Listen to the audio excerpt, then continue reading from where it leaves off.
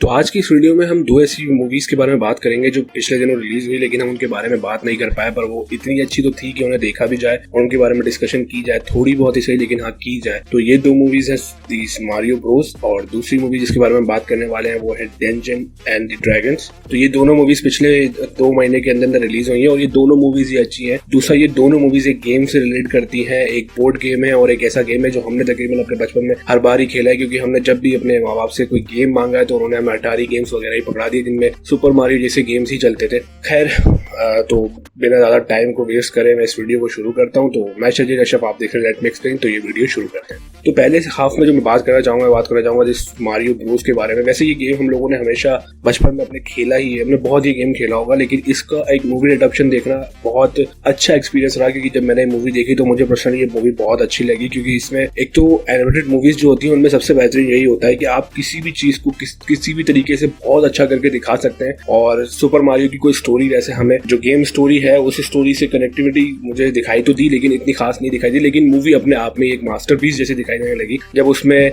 Voice actors ने अपनी जान भरी, हर कैरेक्टर अपने अपने तरीके से काम करा था, फनी एलिमेंट्स बराबर के। और इसके अलावा उसमें जो एक्शन सीन्स है थोड़े बहुत ही सही, लेकिन जो एक्शन सीन्स है वो भी बहुत अच्छे थे। दूसरा, उन्होंने जो तीनों वर्ल्ड्स दिखाया हमें इसमें क्या नाम है, जंगल रैन भी दिखाया, हमें मशरूम रैन भी दिखाया, और हमें मेन न्यूयॉर्क सिटी दिखाया, जहाँ हमें दिखाया कि जो मारियो ब्रोस है वो रहते तो न्यूयॉर्क सिटी में, लेकिन वो किसी तरीके से उस वाले वर्ल्ड में पहुंच जाते हैं, उस यूनिवर्स में पहुंच जाते हैं जहाँ पे मशरूम यूनिवर्स है। और वहाँ का जो विलन है वो मशरूम यूनिवर्स आ रहा है, उसकी प्रिंसेस के साथ उसका जो चक्कर है वो मुझे समझ में नहीं आया कि उसका प्रिंसेस के साथ एक लव एंगल कैसे हो सकता है। और उसे ऐसा लगा भी क्योंकि ये पॉसिबल है, बट वो फिर भी वहाँ पे पहुंचा और उसने अच्छी खासी दवाई करी और वो कुछ हद तक जीत भी गया था, जब तक मारियो वापस नहीं आया जीत के। मूवी में कलर्स का इस्तेमाल तो ऑब्वियसली बहुत अच्छा होगा ही, क्योंकि एनिमेटेड मूवीज में सारा गेम ही कलर्स का होता है। दूसरा, इसकी स्टोरी भी बड़ी प्यारी है। इसमें जो कुछ जोक्स हैं और जिस तरीके से चीजें हमें दिखाई दी गई हैं, वो कार रेसिंग वाला सीन जिसमें सारी कार्स अटैक करने के लिए जा रही है विलन पर, और पीछे वो विलन तैयार बैठा है, वो पहले ही अटैक कर रहा है। इसमें हमें ये चीज अभी तक नहीं दिखाई, न समझ आई कि भाई इस मूवी में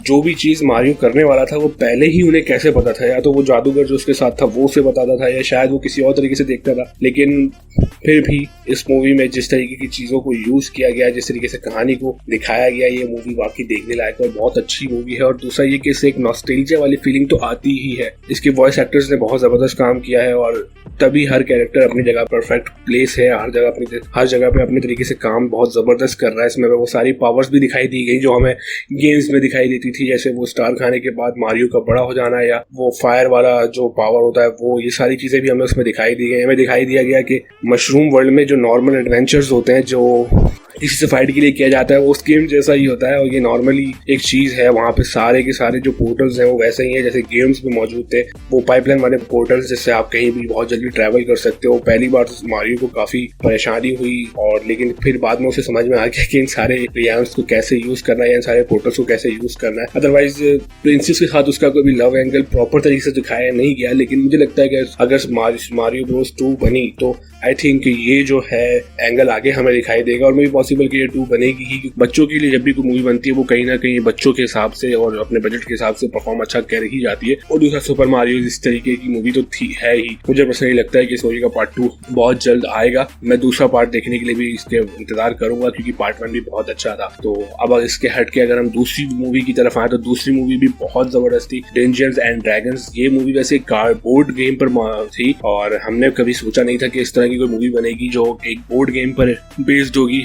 और मैं ओइजा बोर्ड वगैरह की बात नहीं कर रहा हूँ, तो कुछ अलग ही किस्म के कॉन्सेप्ट्स हैं। वापस आते हैं मूवी पर, तो ये मूवी भी बहुत जबरदस्त थी। इस मूवी में जिस तरह का एडवेंचर दिखाया, इस मूवी में जिस तरह की क्रीचर्स दिखाया, जिस तरीके से इसका कलर पैलेट था, जिस तरीके से इसकी स्टोरी थी। स्टोरी हालांकि अगर मैं बात करूँ थोड़ा सा डीप में जाके, तो स्टोरी इतनी ज्यादा जानदार नहीं थी, लेकिन इसमें जो बाकी एलिमेंट्स थे वो बहुत परफेक्ट थे। एक पहले पार्ट के लिए इतना कुछ होना जो उसमें था वो सही था और जस्टिफाई करता था। मूवी इसीलिए कहीं ना कहीं अपनी जगहों पे वर्क करती है। हालांकि मैंने इस मूवी को थिएटर में जाके नहीं देखा, इसका डिजिटल प्रिंट जो मुझे मिला मैंने उसको देखा। मुझे थोड़ा सा अफसोस हुआ कि मुझे इसको थिएटर में जाके देखना चाहिए था, क्योंकि इसका थिएटर का जो सिनेमा का जो इसका एक्सपीरियंस होता वो बहुत जबरदस्त होता। लेकिन कोई बात नहीं, फिर भी मैंने मूवी जब देखी तो मैंने पर्सनली इस मूवी को बहुत एंजॉय किया, क्योंकि इसका जो एडवेंचर है वही आपको बहुत ज्यादा अच्छा लगेगा। इसमें ड्रैगन का दिखना, एक कुछ चोरों को दिखाना जो टीम वर्क की बेस पे काम करते हैं, लेकिन वो टीम ही पूरी है, और इस पूरी कहानी का जो मेन फोकस रहे हैं वो कैरेक्टर भी बहुत अच्छे हैं। दूसरा, इसमें जो बेटी दिखाई गई, तो चोरों की टीम चोरों की जो ऐसी टीम जिसमें एक जादूगर है,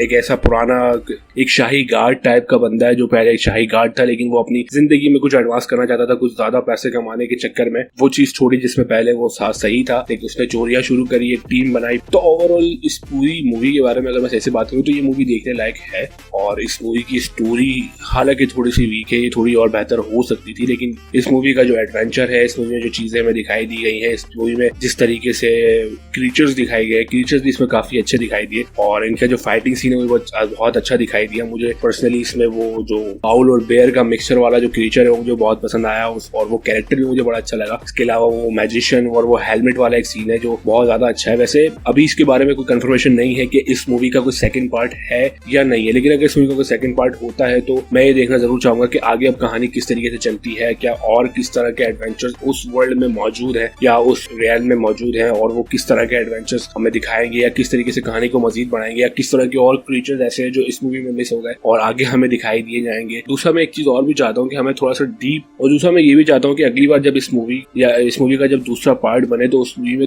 एक्शन सीक्वेंस थोड़ी ज्यादा बड़ी हो, और एक पूरी टीम अप जो है, एक टीम के तरीके से टीम काम करेगी, ताकि आपस में जिस तरीके से इस मूवी में जो सीन था वो इतना ज्यादा इफेक्टेड नहीं था, लेकिन हाँ एक फाइटिंग सीन तो था, लेकिन अब जो सीन होना चाहिए वो थोड़ा सा और ज्यादा स्मैशिंग होना चाहिए। ये मूवी बहुत अच्छी है, मैं चाहूंगा कि आप इस मूवी को देखें, इस मूवी के एडवेंचर को एक्सपीरियंस करें। ये मूवी देखने के लिए भी बहुत जबरदस्त है, फैमिली मूवी है तो फैमिली के साथ भी आप देख ही सकते हैं। इसलिए तो फैमिली वाली मूवीज तो फिलहाल आपको पता है कि पिछले कुछ टाइम से बहुत कम ही बन रही हैं, और ऐसी मूवीज जो आप सही से देख सकते हैं वो भी बहुत कम ही बन रही हैं। हालांकि फैमिली के नाम पर बहुत कुछ हमें मूवीज में दिखा दिया जाता है, बट ये दो ऐसी मूवीज हैं जो आप फैमिली में बड़े सुकून से देख सकते हैं। तो प्लीज इन मूवीज को एंजॉय कीजिए अपनी फैमिली के साथ, और देखिए लाजमी दी वारियो ब्रोस और दूसरी ये डंजन्स एंड ड्रैगन्स। इस वीडियो को यहीं एंड करते हैं। मेरा चैनल सब्सक्राइब कीजिए, कमेंट करके मुझे बताइए कि अगर आपने मूवी देखी तो कैसी है, और अगर नहीं देखी है तो इसे देखिए और देख के मुझे बताइए कि आपको ये मूवी कैसी लगी है। तो शेयर कीजिए, लाइक भी कीजिएगा वीडियो को। तो इसी के साथ मैं आपको कहता हूँ बाय।